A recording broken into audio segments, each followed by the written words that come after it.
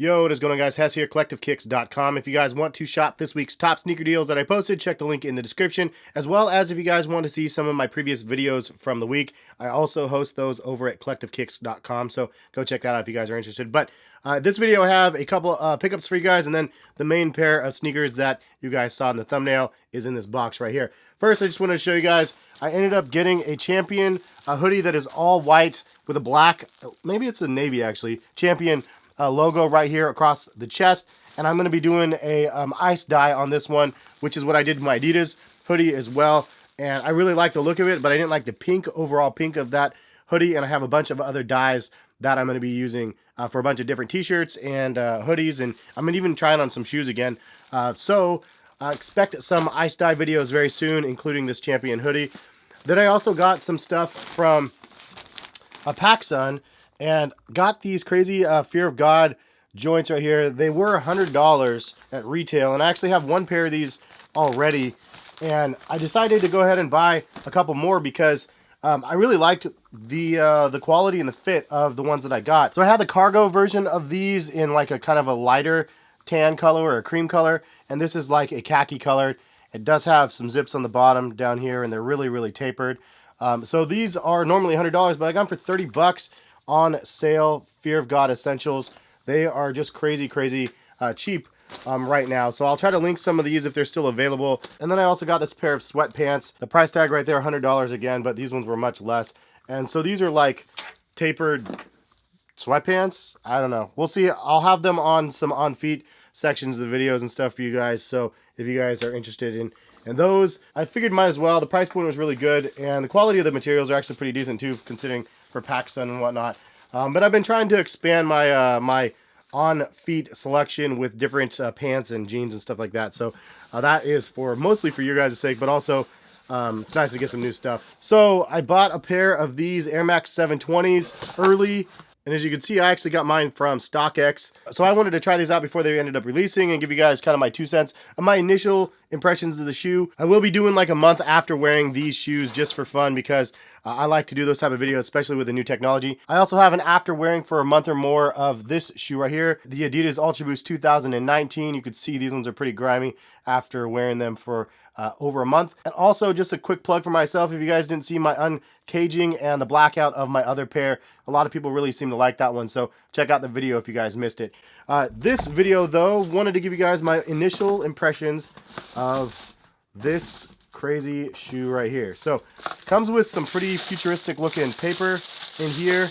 I mean, it's just foiled paper, but it's fun. And then you have a whole bunch of Air Max logos all over the box with a really crazy iridescent glow to it, which is really cool. Then you have on the box, it does say Air Max 720. Price point on these are $180. So they're not the cheapest shoe in the world, but you also have a massive, ridiculously massive air unit on this shoe.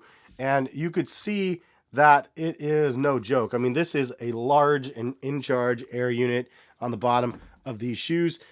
Some people don't really like it because it's too bulbous and too big, but I thought it was like something that looked really interesting, and I wanted to get a pair for sure, at least to do a review on, but also just because I kind of like the history of the Nike Air lineage and stuff. And actually, I might do an Air Max 270 versus 720 video. If you guys actually want to see that, leave a comment and a thumbs up on this video, and I'll do that video sooner than waiting for that 30-day video where I break these down in more detail.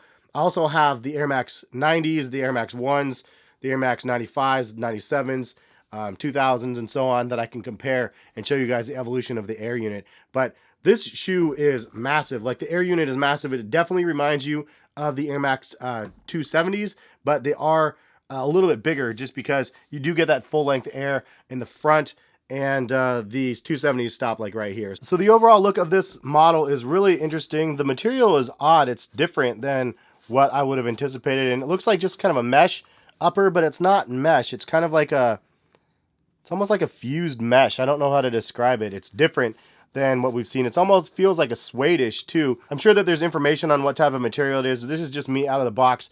I don't really know. It does have a really interesting design all over the upper, which actually I think would look even better if they accented this. Like, I could actually fill in this part with black marker and it might actually make these things look cooler in my opinion. They did have a couple different areas where it has some fused material, like the toe cap area right here with a little smiley face, it looks like.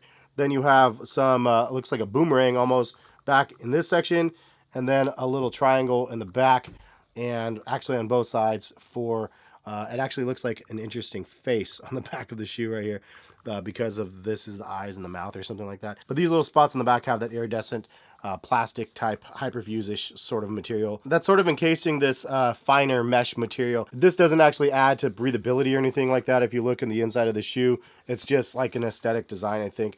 Kind of odd. I mean, some people probably really like it. Some people probably are like, why did they do that? Like, they don't need to do that. You know, I'm kind of indifferent. They could have done it without it, but if they want to add weird, unique style elements to the shoe, like I'm game for that. On the tongue, you do have the Air Max logo in a kind of a circular, ovalish, sad smiley face. Why is everything smiley faces in this? And then you do have that like leather mesh weird material on the tongue as well. It's the same sort of material on the outside. I don't know what this is. It's kind of sticky-ish though. Very interesting. As you work your way down the midsole though, there's some harder plastic that adds stabilization along the sides of the foot and also along the heel section. And then that air unit is just ridiculous. It reminds me of like those model chicks with really, really, really small waists and just a huge big old booty. That's kind of what this bulbous little air unit looks like. It's interesting on feet. It's actually pretty comfortable on feet. It just feels a little bit unstable in my opinion, which is kind of the same feeling that I got from the 270s. As you flip it over to the bottom though, this is where it's also kind of interesting. It looks like an inner tube on the entire outside of the shoe. And then this is really, really soft material. I don't know if this is Phylon or what, but it's really, really soft material on the bottom of the shoe. And then you have a big traction section right here in the front. So a really unique looking outsole, and it really just focuses on the air unit. But so far on feet, as I was saying, it's really comfortable. It's obviously a massive air bubble. It does have the same feeling of the 270s when you push down. It really compresses, sort of similar to the Vapor Max as well. It compresses a lot, but it does sort of feel like you're walking on air, which is kind of fun. The difference between these and the Vapor Max, again, I can cover that in the comparison to the 270 video, but really from the beginning, like it doesn't have a segmented feel when you walk. It's just a giant air unit, so that could be a plus for some people. I think that the overall look of the shoe is pretty cool though. You know, for me, it's just exciting to have new Nike technology being released, and it's fun to see what they end up coming up with. And some of them are home runs, some of them are just really, really gimmicky and fall off pretty quickly. And some of them have like a mainstay, and then they will generate a bunch of other types of shoes trying to recycle this midsole because they spent a lot of money engineering something like this for us. I think this is going to be a tough one though for consumers. I think at first people are going to be interested like myself because it's new, but then after they try them on, it's not anything earth-shattering. It's not amazing. It's not the best pair of Nike Air shoes on the market. But for me, the Nike Air products are not necessarily the best ones on the market. I personally would take the Pegasus Turbo over these for that same price point of $180. I would also take the Pegasus Turbo over the Vapor Max. I mean, that's just my personal preference. But leave some comments. Let me know what you guys think about these 720s. Is it something that you guys are interested in? Is it something that you're like, well, I already have the 270s, so why would I want to spend even more money for these ones when the 270s are now close to $100 or so, depending on the colorways? I think it's fun that they created something new. It was fun to wear. And there's definitely some hits and misses with the shoe, in my opinion. I think that they could do a different styling of the upper, and it might draw more attention because I think that this is more hit or miss with the crazy design, but who knows? I mean, some people might really like it. I know other people definitely don't like it. In my opinion, this is not a shoe for athletic purposes, so they kind of took the Air Max lineage and now like kind of flipped it into be like, oh, look, you can wear it casually, even though the Air Max line has always been like a running shoe. And the reality of it was that real runners didn't run in Nike Air like Maxes. Like it just never was that way, or most real runners didn't, at least. But that is just kind of my overall thoughts on the shoe. Do I think it's worth buying? $180? Tough to say. If you really dig the design, I mean, it's all personal preference. If you really like the design and you think it looks cool and you like the 270s and the 270s were comfortable for you, then I think these are going to be a great buy. It's just something newer and fresher, and if you need that refresh, this will definitely take you there. If you didn't like the 270s, you're not going to like these.